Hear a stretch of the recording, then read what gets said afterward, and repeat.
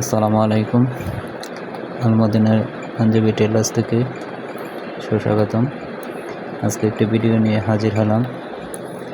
সেটি হলো শার্ট কলার ফর্মা দিয়ে কীভাবে কাটবেন সেটি মাপ দেবেন। প্রথম 14 ইঞ্চি কলার, প্রথম যে মাপ দেবেন সেই মাপেই মনে করেন যে হবে।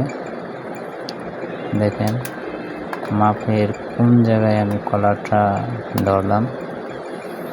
যারা নতুন তারা ফর্মা দিয়ে কীভাবে কাটবেন ঘরে বসেই যারা কাজ শিখতে চান, ওই সাইডে দাগ দেবেন। ওই যে 14 ইঞ্চির যে দাগটা আছে ওই দাগের বরাবর আমি রাখছি। তো গলার মাপ 14।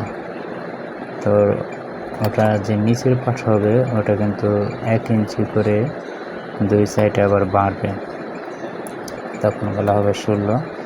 তো যখন বোতাম লাগাবেন তখন একটার পাটের উপরে আরেকটা পাট উঠবে, এই জন্য আপনার বেশি। তো শার্টে সেমভাবেই আপনারা কলার কাটেন। তো আমাদের এটা আরাবিয়ান পাঞ্জাবিতে কলার হবে। আরাবিয়ান পাঞ্জাবির কলারে অনেকেই ব্যান্ড কলার দেয়, আবার অনেকেই আপনার শার্ট কলার দেয়। তো আমি সেই আরাবিয়ানের জন্য আমি একটা শার্ট কলার কাটিং করলাম।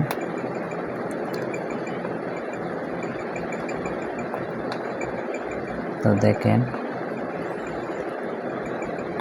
একবারে 14 থাকবে। তো সম্পূর্ণ ভিডিও আপনারা না টেনে দেখুন, ভিডিও টানবেন না, তখন বুঝতে পারবেন না। একদম সহজ। যারা নতুন কাজ শিখতে চান তাদের জন্য ফর্মা তৈরি করে নেবেন আগে। তো ফর্মা কীভাবে তৈরি করতে হয় সেই ভিডিওটা আমি অন্যদিন আপনাদেরকে দিব। আজ দেখাই দিলাম কিভাবে ফর্মা কাস্টিংয়ের উপর কালি পেন্সিল দিয়ে দাগ দিয়ে কলার কাটবেন। আমাদের কলার কাটা শেষ। এখন কাটতে হবে আপনার কফ, হাতার কফ কাটতে হবে। তো কফ আপনার 2.5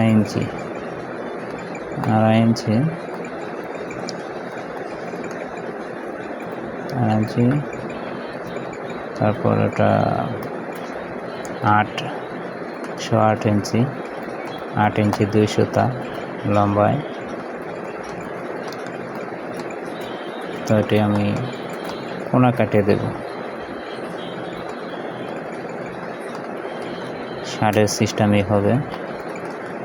আর যদি পাঞ্জাবির জন্য কফ কাটা হয় সেটি আপনার 1.5 ইঞ্চি থাকে।